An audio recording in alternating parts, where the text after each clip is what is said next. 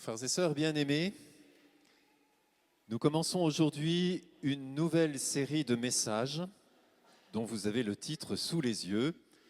Va, espère et vis. Depuis le début de cette année sainte, on a parlé un peu, mais pas plus que ça, de la vertu d'espérance que le pape a donnée comme fil conducteur pour cette année sainte. Alors maintenant, on va se focaliser sur cette espérance. Et aujourd'hui, le lien entre la foi et l'espérance. Que faire de ma foi au quotidien? Et comment ça nourrit mon espérance? Bon, ce n'est pas un scoop. L'actualité aujourd'hui est un peu anxiogène. Sur le plan climatique, sur le plan politique international, avouez que ça nous remue un peu. Comment est-ce que nous réagissons à tout ça? Est-ce que nous avons peur? Est-ce que nous sommes en colère?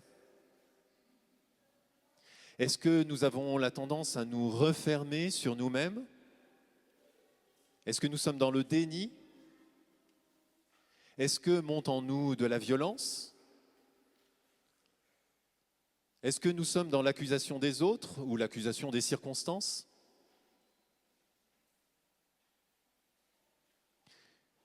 Vous voyez comment ça vient travailler notre espérance.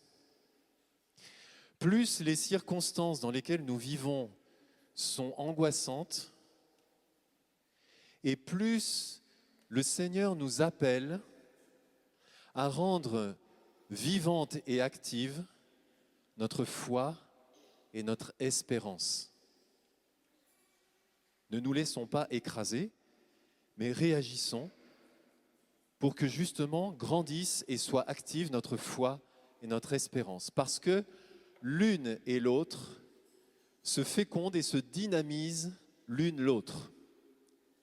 Je vais essayer de vous expliquer rapidement. La foi, c'est ce roc inébranlable. Il est sûr. Nous sommes dans un monde liquide où rien n'est sûr. Mais la foi, c'est sûr. Nous pouvons construire notre vie sur un acte de foi en Jésus le Christ. Et nous savons que si notre vie se construit sur cet acte de foi, le vent peut souffler, comme hier et cette nuit. La pluie peut tomber, le torrent peut dévaler, il peut se jeter sur la maison de notre vie. La maison reste solide et stable parce qu'elle est construite sur le roc et non pas sur le sable.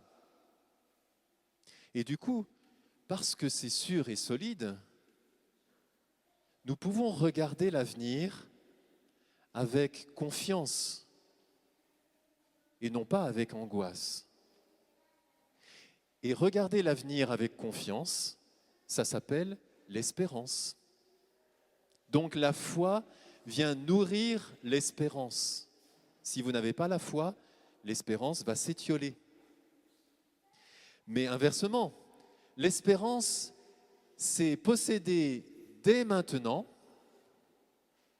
quelque chose que le Christ me promet pour demain. Il me fait des promesses, plein de promesses, que j'accueille dans la foi. Mais ces promesses, elles sont pour demain. La réalisation en plénitude, c'est pour demain.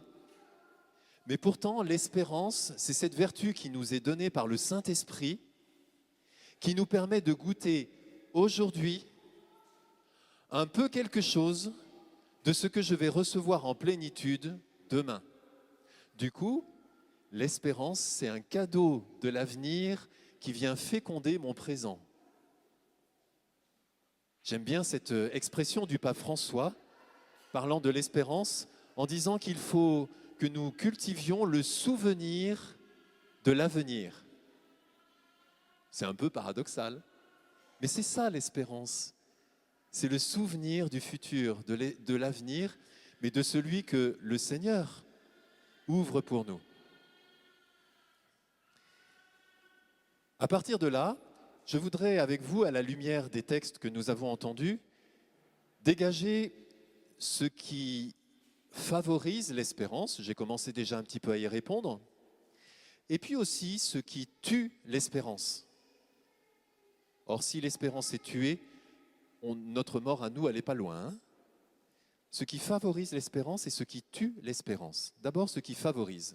Première lecture. C'est, en résumé, synthétique, ce que nous avons entendu. Mon père, il était question d'Abraham, était un Araméen nomade. Il est descendu en Égypte. Les Égyptiens nous ont maltraités. Nous avons crié vers le Seigneur. Il a entendu notre voix. Il nous a fait sortir d'Égypte et nous a conduits dans ce pays ruisselant de lait et de miel. Le livre du Deutéronome fait l'obligation à tout Hébreu de se rendre à Jérusalem plusieurs fois par année, mais à ce moment-là, au début des récoltes, pour apporter les prémices des récoltes, la première gerbe de blé, les premiers fruits. Et au moment où ces prémices des récoltes sont offertes à Dieu, le Deutéronome dit « Tu diras cette prière-là ». Ah bon? Et pourquoi ça? Pourquoi il faut dire cette prière? Ça fait partie, ça fait mémoire de choses qui se sont passées des siècles auparavant. Pourquoi faut dire cette prière? Pour se souvenir, justement. Pour se souvenir que Dieu a déjà agi pour toi, pour ta famille, pour ton peuple. Dieu a déjà sauvé ta famille, ton peuple. Il a déjà agi pour te manifester son salut. Et tu dois te souvenir de cela. Tu dois faire mémoire. Et pourquoi il faut faire mémoire de ce qui s'est passé autrefois? Parce que en faisant mémoire de ce que Dieu a fait pour toi autrefois, tu rends vivante la foi que tu as aujourd'hui, ce qui te permet de regarder l'avenir avec confiance et donc d'être dans l'espérance. Et vous voyez comment la pédagogie de Dieu incarne dans un rite la culture de la foi pour aujourd'hui qui s'appuie sur le passé et qui permet de regarder l'avenir avec espérance.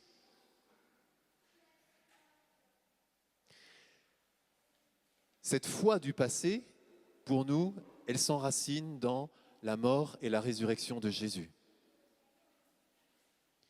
Bien sûr, on n'était pas là il y a 2000 ans. Mais est-ce que nous avons fait l'expérience que Jésus a été proche de nous, qu'il nous a fait du bien, qu'il nous a sauvés peut-être?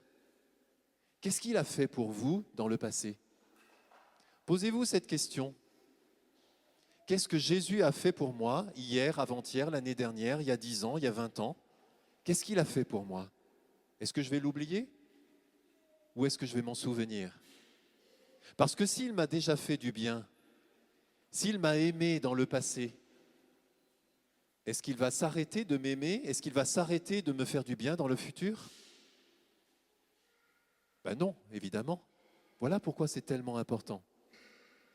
Et alors Saint Paul, dans la deuxième lecture, nous invite justement à faire mémoire de ce point central de notre foi et qui nous rejoint dans notre quotidien. Si de ta bouche, tu affirmes que Jésus est Seigneur, si dans ton cœur, tu crois que Dieu l'a ressuscité d'entre les morts, alors tu seras sauvé. Quiconque met en lui sa foi ne connaîtra pas la honte. Vous voyez comment le passé, Jésus est mort et ressuscité pour moi, rejoint le présent parce que je crois en cela. Et en plus, j'ai fait l'expérience de sa proximité, de son salut dans ma vie. Et ça me projette dans le futur, je ne connaîtrai pas la honte et je serai sauvé. Et ça, c'est l'espérance. Donc une foi vivante qui s'enracine dans le passé et qui regarde avec confiance le futur. Maintenant, quels sont les facteurs qui tuent l'espérance? Alors là, je vais me plonger dans l'évangile d'aujourd'hui. Et oui, il y a un combat. Il y a un combat parce qu'il y a un adversaire, il y a un ennemi. Jésus l'appelle homicide dès l'origine. Donc ça rigole pas. Ce qu'il veut, lui, c'est notre mort, et notre mort spirituelle. Et il fait tout ce qu'il peut pour ça. Mais la bonne nouvelle du jour, quand même, c'est que Jésus, Dieu qui s'est fait homme comme nous, est venu affronter ce combat, non seulement pour être solidaire de nous-mêmes qui vivons ces combats, mais aussi pour nous montrer comment on peut vaincre dans le combat. Alors Jésus va au désert, conduit par le Saint-Esprit. Tiens, ça tombe bien, on est habité nous aussi par le Saint-Esprit. Et puis voilà le démon qui tourne autour de lui. Il veut le faire chuter, bien sûr. Il lui tourne autour de lui et il veut trouver la porte de notre cœur. Parce que si la porte de notre cœur est fermée, il ne peut rien faire. Mais si la porte de notre cœur est ne serait-ce qu'un peu ouverte, alors là, il peut balancer ses grenades, son poison, qui vont faire des dégâts à l'intérieur. Alors il tourne autour de Jésus. Il va essayer la porte de l'avoir, posséder des biens matériels, des biens de ce monde. Là, c'est à l'occasion de la fin de Jésus. Il lui propose d'avoir du pain, tout simplement. Mais en substance, en fait, et plus profondément, il lui dit « Si tu as tout ce que tu veux, tu seras heureux. » Tout ce que je veux, la nourriture, un compte en banque, une piscine, des vacances au ski, tout ce que je veux. Et si j'ai ça, je serai heureux. Ben, c'est un mensonge. C'est un mensonge. Et Jésus dénonce le mensonge et Jésus n'ouvre pas la porte.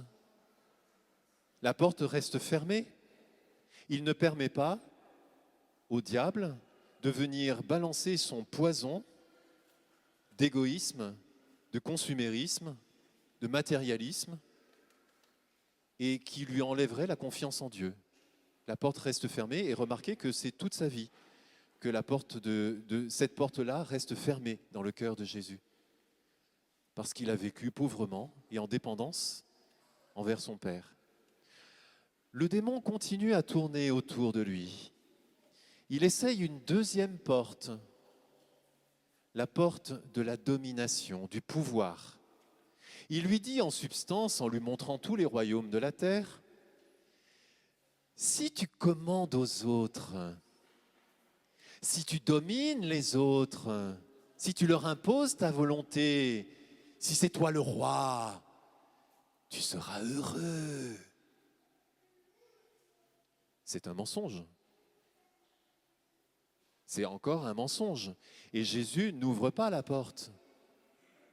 Il ne laisse pas le démon balancer le poison de la toute-puissance et de l'orgueil dans son cœur, ce qui détruirait l'intérieur de sa vie spirituelle.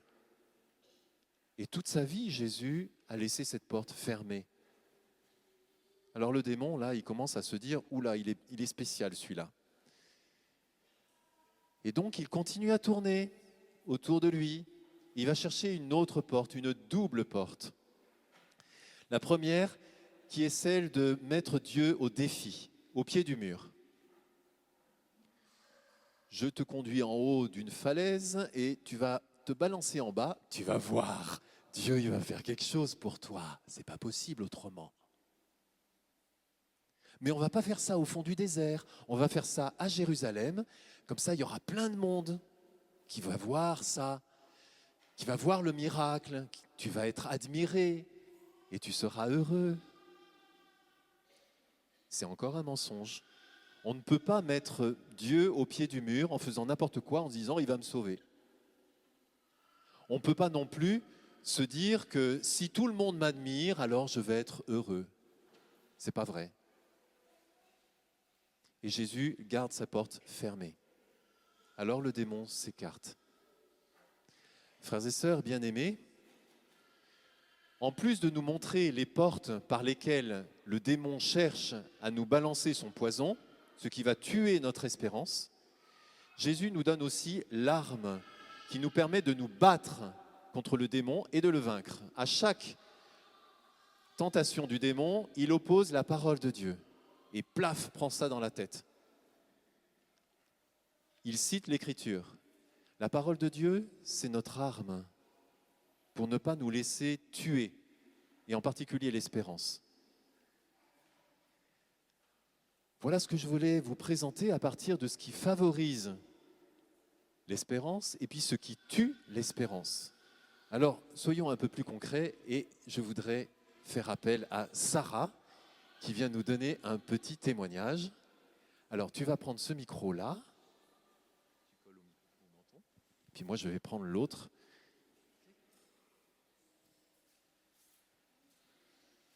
Alors, chère Sarah, nous vivons dans un climat qui est anxiogène. Et en particulier, toi, tu es jeune. L'avenir, il est devant toi et il n'est pas toujours rose. Comment est-ce que tu as évolué dans ce climat anxiogène et comment ta foi t'a aidé? Alors moi au début, comme Pierre-Yves l'a dit plus tôt dans l'homélie, moi j'étais très très en colère et je me sentais impuissante et en plus j'étais en colère d'être impuissante. Alors ça fait beaucoup de sentiments pour une seule personne et je me disais pourquoi personne ne fait rien, pourquoi personne n'agit. Et au bout d'un moment je me suis aperçue que cette colère elle était quand même assez stérile parce que ça me poussait juste à ruminer, à désespérer et ça me poussait dans mes pires travers parce que moi je suis quelqu'un de très anxieux à la base donc ça m'aidait vraiment pas. Et à partir de là, je me suis dit, bon, là, on a deux solutions. Soit je m'assois par terre en petite boule et je pleure. Bon, pleurer, ça soulage, mais quand on reste bloqué, c'est pas très agréable. Ou alors, j'essaie de changer et de trouver des solutions. Donc, j'ai commencé à essayer de faire un travail sur moi-même et j'ai demandé de l'aide à Dieu parce que, à cause de cette colère que j'avais, j'avais vraiment, je ne sais pas si on peut dire perdu la foi parce que je croyais quand même en Dieu et tout ça, mais je me disais, bon, super, il fait rien, quoi. Donc je me suis dit, je vais essayer de me reconnecter à ma foi via la prière. Et je pense que c'est lui qui m'a donné la force de changer. Et j'ai décidé de me concentrer sur la lumière, c'est-à-dire trouver des solutions donc, à cette colère que j'avais. Donc je pense que si on a un problème, c'est important de ne pas l'ignorer, mais on ne peut pas se concentrer exclusivement sur ce problème parce que sinon on n'avance pas. Donc ce que j'ai fait, c'est que j'ai essayé, donc d'un côté pratique, de faire varier mes sources d'informations d'actualité, parce qu'en réalité, il existe plein d'actualités positives. C'est juste que le bonheur, ça fait pas vendre. Alors du coup, on n'en entend jamais parler. Mais du coup, en fait, il y a plein de choses positives qui se passent dans le monde. Il faut juste un peu plus chercher.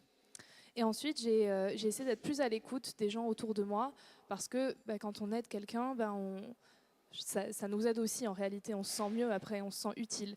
Et déjà à l'époque, j'étais engagée pour faire des maraudes auprès de l'association L'Ordre de Malte, qui est une association chrétienne.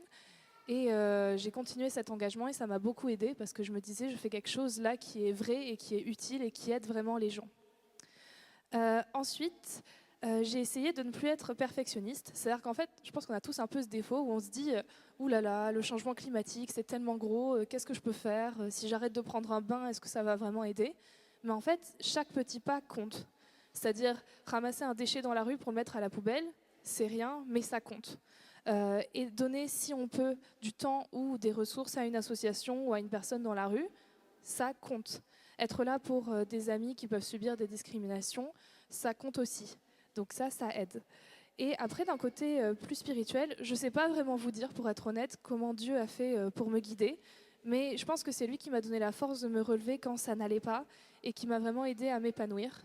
Alors, moi, je pense, c'est peut-être pas un truc très chrétien à dire, mais je pense que Dieu, il est très très doué dans la réalisation d'escape game parce qu'il met des énigmes là, et nous, on doit trouver la solution tout seul pour comprendre. Et après, une fois qu'on a, j'ai largué mon papier, une fois qu'on a trouvé la solution, on se dit ah mais oui, mais en fait tout ce temps-là, il y avait un chemin qu'on pouvait suivre. Et puis ensuite, j'ai essayé de prier régulièrement, de lire la Bible. Moi, je suis pas une très grande lectrice de la Bible, j'avoue. Mais en vrai, ça m'aide beaucoup. Et pour le carême, j'ai décidé de faire des actions concrètes, c'est-à-dire de plus regarder Instagram au réveil, par exemple. Et ça m'aide beaucoup. Et pour prier, moi, j'utilise toujours la même méthode qu'on m'a apprise quand j'étais au caté et que j'avais 6 ans. Merci Muriel. C'est une méthode qui s'appelle « Merci, pardon, s'il te plaît ». Alors, j'espère qu'on va me reverser un petit peu de la quête pour partager cette méthode. Du coup, le principe, c'est qu'on dit merci pour des choses de notre journée qui se sont passées, mais ça peut vraiment être rien du tout. Ça peut être merci parce que c'est le printemps et j'ai vu des jonquilles et c'était joli. Voilà. Après, on dit pardon pour des choses qu'on regrette dans notre journée. Et après, on demande, s'il te plaît, de nous aider pour des choses de notre vie ou pour d'autres gens. Et grâce à tout ça, je me sens beaucoup plus utile et apaisée. Et j'ai beaucoup plus confiance en Dieu et j'ai vraiment l'impression qu'il me guide. Et en faisant tout cela, qu'est-ce que ça t'a enseigné comme point clé, comme fondement vraiment? Ben, je pense que ce que ça m'a appris, c'est qu'avoir l'espérance, c'est pas linéaire, c'est-à-dire qu'il y a des hauts, il y a des bas, en fonction des jours, des périodes, parce qu'on passe tous par des périodes qui sont pas très drôles de nos vies. Et je pense qu'il faut pas se culpabiliser pour ça, parce que c'est aussi ça, avoir la foi. Et que si on a perdu l'espérance, parfois il faut travailler un peu pour qu'elle revienne. Alors moi non plus, j'aime pas faire mes devoirs, mais parfois il faut. Alors du coup, personnellement, juste, entre gros guillemets, aller à l'église, ça ne me suffisait pas. Et c'est pour ça que j'ai eu besoin de faire quelque chose de tangible, comme les maraudes ou ce genre de choses, et ça m'a beaucoup aidée. Mais malheureusement, je pense que c'est un chemin qu'on doit parcourir seul, c'est-à-dire c'est entre nous et Dieu, parce que je ne pense pas qu'il y ait une taille qui convient à tout le monde, une recette magique. Je pense que ça dépend vraiment des gens. Et du coup, il faut essayer de trouver un peu ce qui nous correspond.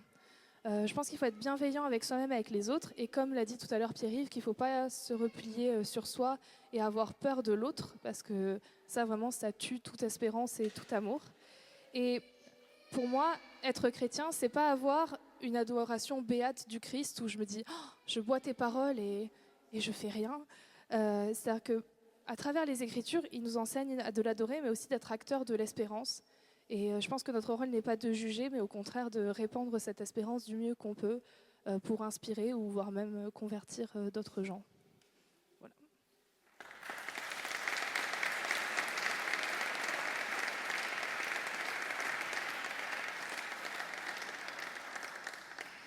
Merci beaucoup Sarah pour ce témoignage d'une foi en acte, vivante et qui du coup rend vivante l'espérance. Alors frères et sœurs bien-aimés, vous avez compris, va, ça veut dire mets ta foi vivante en acte, bouge, espère, c'est-à-dire reçois déjà ce que le Christ te promet et que tu peux goûter dès maintenant, et puis vis, c'est-à-dire donne vie à d'autres aussi, rends les autres vivants par la vie que tu reçois.